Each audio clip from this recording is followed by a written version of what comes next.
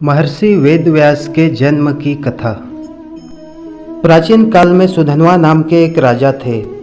वे एक दिन आकेट के लिए वन गए। उनके जाने के बाद ही उनकी पत्नी रजस्वला हो गई। उसने इस समाचार को अपनी शिकारी पक्षी के माध्यम से राजा के पास भिजवाया।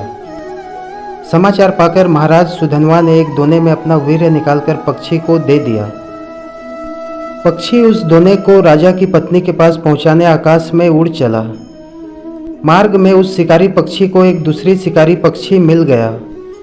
दोनों पक्षियों में युद्ध होने लगा। युद्ध के दौरान वह दोना पक्षी के पंजे से छूटकर यमुना में जा गिरा। यमुना में ब्रह्मा के शाप से मछली बनी एक अप्सरा रहती थी। मछली रूपी अप्सरा दोने में बहते हुए वीर्य को निगल गई तथा उसके प्रभाव से वह गर्भवती हो गई। गर्भ पूर्ण होने पर एक निषाद ने उस मछली को अपने जाल में फंसा लिया। निषाद ने जब मछली को चीरा तो उसके पेट से एक बालक तथा एक बालिका निकली।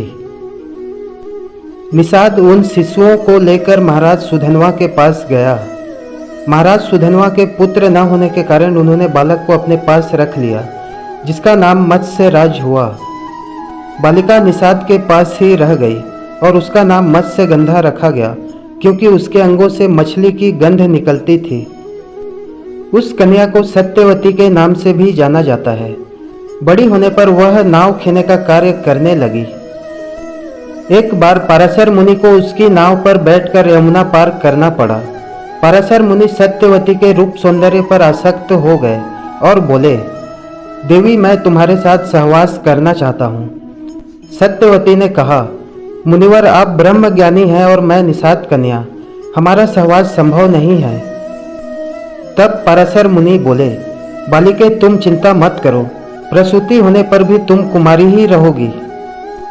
इतना कहकर उन्होंने अपने योग बल से चारों ओर घने कोहरे का जाल रच दिया और सत्यवती के साथ संभोग किया। तत्पश्चात उसे आशीर्वाद देते हुए कहा, तुम्हारे शरीर से जो मछली की गंध निकलती है वह सुगंध में परिवर्तित हो जाएगी। समय आने पर सत्यवती के गर्भ से वेद वेदांगों में पारंगत एक पुत्र हुआ। जन्म होते ही वह बालक बड़ा हो गया और अपनी माता से बोला, माता, तू जब कभी भी विपत्ति में मुझे स्मरण करेगी, मैं उपस्थित हो जाऊंगा। इतना कहकर वे तपस्या करने के लिए द्वैपायन द्वीप चले गए। द्वैपायन द्वीप में तपस्या करने तथा उनके शरीर का रंग काला होने के कारण उन्हें कृष्ण द्वैपायन कहा जाने लगा। आगे चलकर वे वेदों का भाष्य करने के कारण वे वेदव्यास के नाम से विख्यात हुए।